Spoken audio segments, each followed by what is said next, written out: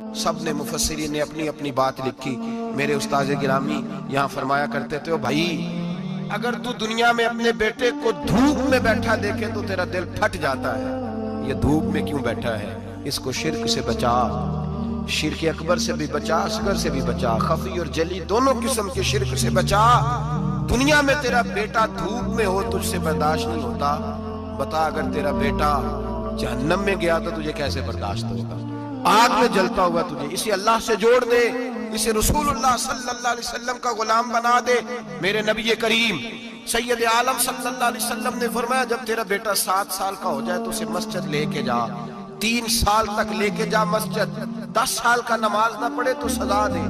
3 سال تک خود اپنے ہاتھوں سے ٹریننگ دے، اسے مسجد لے جا، آداب مسجد بتا، اسے نماز سکھا، تو خود لے کر کے جا، بھیجنے کا نہیں کہا. فرمایا جب بچہ 7 سال کا ہو جائے تو اسے مسجد، بڑی محنت کرتے ہیں ہم بیٹے کو بنگلہ دینے کے لیے، بینک بیلنس دینے کے لیے، دن رات ایک کر دیتے ہیں. خدا را اسے نمازی بنانے کی بھی محنت کرو. حضرت بابا فرید الدین گنج شکر رحمت اللہ تعالی علیہ کی اماں کہتی ہیں جب میرا بیٹا پیدا ہونے والا تھا تو میں رب کی بارگاہ میں دعا کرتی تھی، اللہ اگر تو مجھے بیٹا دے تو اس طرح کا دینا بیٹا میرا ہو پر بندہ تیرا ہو. اے اللہ اگر بیٹا دینا تو اس طرح کا دینا میرے اللہ، اس طرح کی مجھے اولاد دینا کہ دودھ وہ میری چھاتی سے پیے پر شکر تیرا ادا کرے.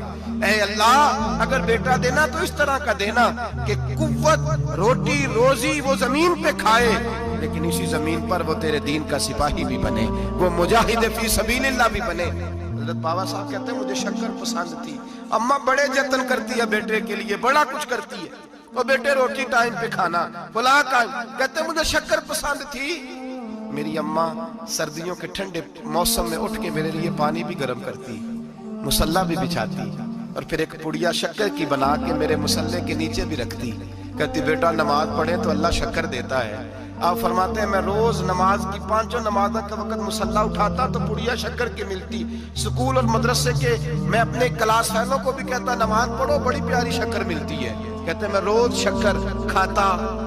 ایک سویرے فجر کی نماز میں اماں نے وضو تو کرایا، مصلی بھی بچھایا، پر دیہات کی وہ سادی بی بی جس کا سارا کام بھی خلوص میں مبنی تھا، جو آکسفورڈ سے پڑھی ہوئی تو نہیں تھی لیکن آداب ممتا اسے سارے آتے تھے، جو کسی یونیورسٹی کی سند یافتہ تو نہیں تھی لیکن بیٹے کے ساتھ کس طرح کا رویہ اختیار کرنا یہ سارا اسے پتا تھا. کہتے ہیں سادی اماں نے سارے کام کیے لیکن شکر رکھنا بھول گئی. بابا صاحب کہتے ہیں میں نماز پڑھنے لگا تو ماں نے یہ بھی بتایا تھا کہ نمازی کے آگے سے نہیں گزرتے، نمازی کے آگے نہیں ہوتے. اب اماں کہتی ہے میں مجبور ہوں، درس بھی میں نے دیا ہے، بھول گئی ہوں، اب شکر رکھنے جاؤں گی تو پردہ کھل جائے گا. ایک کونے میں لگ کے ماں روئی، بیٹے کی شفا کے لیے نہیں، بیٹے کی نوکری کے لیے نہیں، بیٹے کے اچھے مستقبل کے لیے نہیں.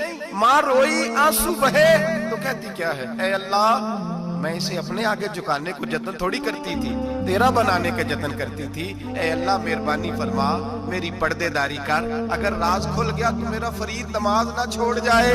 بابا صاحب کہتے ہیں اماں تڑپتی رہی اور میں نے نماز پڑھ کے مصلی اٹھایا. پہلے پڑیا ہوتی تھی اب تو پورا دریا شکر کا بہ رہا ہے. فرماتے ہیں میں نے وہ اٹھائی شکر کھائی اور میں نے چیخ کے کہا اماں جلدی آ، آج بڑی لذیذ ہے، آج شکر کوئی انوکھی ہے. اور آج تو کمال شکر دی ہے میرے اللہ نے، ایک پڑیا کی جگہ پورا دریا بہ رہا ہے. بابا صاحب رحمت اللہ علیہ فرماتے ہیں میری اماں آئی اور میری اماں نے بازو کھولے تو ماں کی ممتا ہی بتاتی ہے کہ اللہ کی رحمت کس طرح کی ہوتی ہے.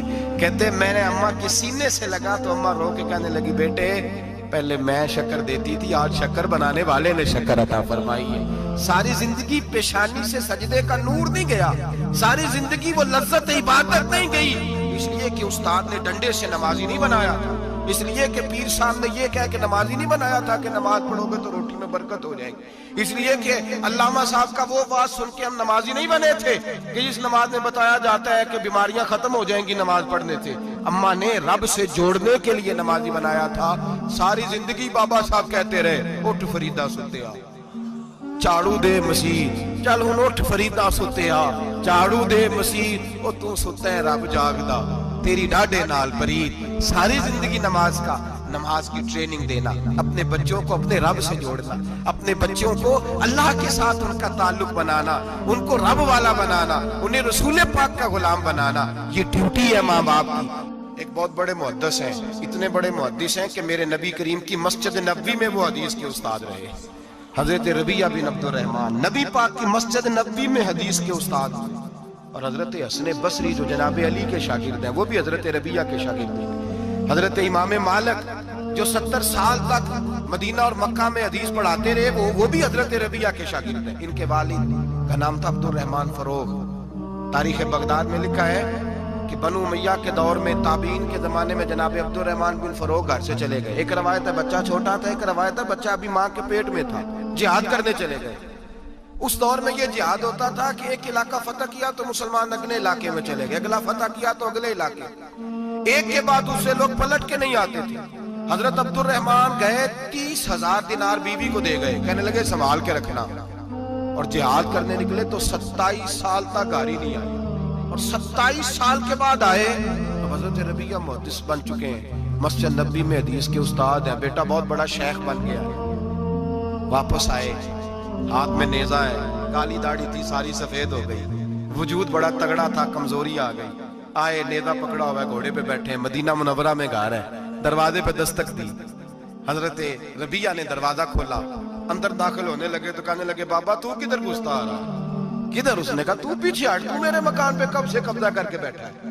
بات تیز ہونے لگی، آواز تھوڑی بزرگوں کی بلند ہونے لگی تو اندر سے زوجہ نے سن لیا، اور دروازے کی اوٹ سے دیکھنے لگی تو پہچان گئی، کہنے لگی ربیعہ پیچھے ہٹ جا، یہ کوئی غیر نہیں ہے، تیرے والد گرامی ہے، یہ تیرے والد ہیں۔ اندر آئے، باپ بیٹا ملے، عصر کی نماز کا وقت ہو گیا، بڑا روئے، 27 سال کے بعد باپ لوٹا، 27 سال کے بعد بڑے روئے۔ نماز کا وقت ہوا تو حضرت ربیعہ جلدی سے وضو کیا، مسجد نبوی شریف چلے گئے۔ جناب عبد الرحمن فروغ نے ابھی کھانا وانا کھانا تھا، کھانا کھانے بیٹھے تو حکم دیکھے شوہر کیا کرتا ہے، یہ نہیں پوچھا کہ 27 سال حال کیا رہا، پوچھنے لگے میں تجھے 30,000 دینار دے گیا تھا وہ کدھر ہے؟ تو زوجہ کہنے لگی کھانا کھا لو، عصر کی نماز پڑھ کے آؤ، پھر بتاتی ہوں پیسے کہاں ہیں، آپ کی رقم بڑی اچھی جگہ پہ محفوظ ہے۔ کہتے ہیں میں نماز پڑھنے مسجد گیا، عصر کی نماز کے بعد میرے نبی پاک کے منبر پر ایک نوجوان بیٹھا ہے، گھر میں تو ان کا انداز ٹوپی پہننے کا تھا نا، سادے عام لباس میں، مسجد نبی میں جبہ پہنا ہے، سر پہ امامہ ہے، خوبصورت لب و لہجے میں رسول اللہ کے منبر پر بیٹھ کر، نبی پاک کے منبر پر بیٹھ کر، پتہ نہیں آپ کو اس بات کی لذت نصیب ہو رہی ہے کہ نہیں، عام جگہ نہیں، نبی پاک کے حضور کے منبر پر بیٹھ کر نبی پاک کی حدیثیں سنا رہے ہیں، اتنا بڑا مقدر۔ کہتے حضرت امام مالک جیسے لوگ، خواجہ حسن بصری جیسے لوگ کاغذ قلم لے کے حدیثوں کی سماعت کر رہے ہیں، ان سے درس لے رہے ہیں۔ جناب عبد الرحمن کہتے ہیں میری نظر اٹھی، کچھ بوڑھا ہو گیا تھا، کچھ اس وقت وہ ٹوپی میں سادے لباس میں تھے، پہچان نہ پایا۔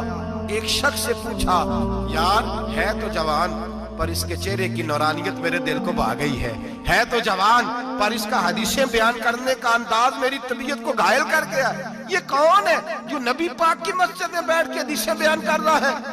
تو کہتے امام مالک کہنے لگے بابا جی چپ کر جاؤ، ہمارے استاد کے بارے میں اونچے لب و لہجے میں بات نہ کرنا، دیکھتے نہیں کتنے کتنے لوگ بیٹھے ہوئے خاموشی سے۔ تو میں نے کہا مجھے بھی تو بتا دو نا ہے کون؟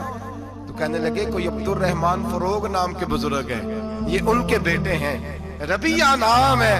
کہتے جب لفظ کہے تو میرے آنسو چھلک کے باہر آئے اور میں حضور کی مسجد میں گر گیا اور رونے لگا کہ یہاں اور میرے رسول پاک سید عالم صلی اللہ علیہ وسلم کے منبر پر اور میرا بیٹا۔ میں تڑپ کے گھر گیا اور گھر جا کے میں نے اپنی بیوی کو جب دیکھا تو میرے آنسو نکل گئے، میری بیوی سمجھ گئی کہ یہ میرے محدث بیٹے کو دیکھ آیا ہے۔ کہتے ہیں بیوی رو کے کہنے لگی میں نے آپ کے 30,000 دینار آپ کے بیٹے کو مصطفیٰ کریم کی حدیث کا استاد بنانے میں خرچ کر دی، میں نے وہ 30,000 دینار خرچ کر دی ہیں، 30,000 دینار آپ کا بیٹا میں نے۔ تو کہتے ہیں میں اپنی بیوی کی طرف دیکھنے لگا، میں نے کہا قربان جاؤں، میں اگر اللہ کے دین کے رستے میں تھا تو نے میرے ساتھ نیکی کی ہے، میرا بیٹا بھی دین کے رستے پہ لگا دیا۔ میرے بھائی اللہ سے جوڑا، اللہ سے جوڑا ان لوگوں نے اپنی اولاد۔